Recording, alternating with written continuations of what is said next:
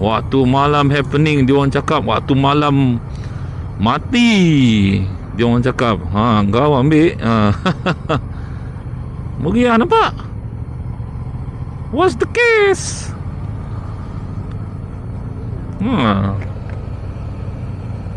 Meriah. Apa kes? Wah, muka dah berkicap masing-masing muka berkicap, berminyak-minyak dah.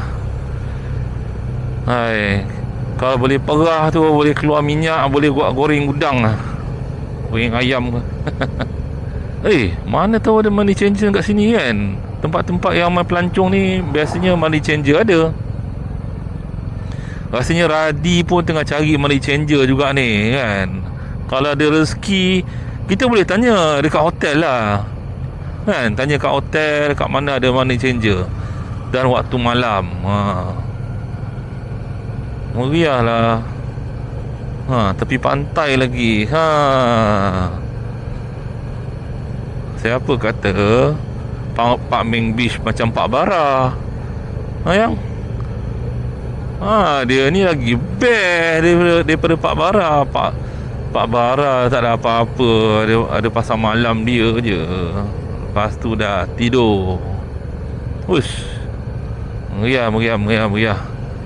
Okey, lagi 3 minit nak sampai ke hotel. Hotel yang kami duduki adalah Pak Meng Beach Resort. Pak Meng Resort, macam itulah. Tapi dekat sini rasanya dia punya sunset lah yang dekat depan ni rasanya.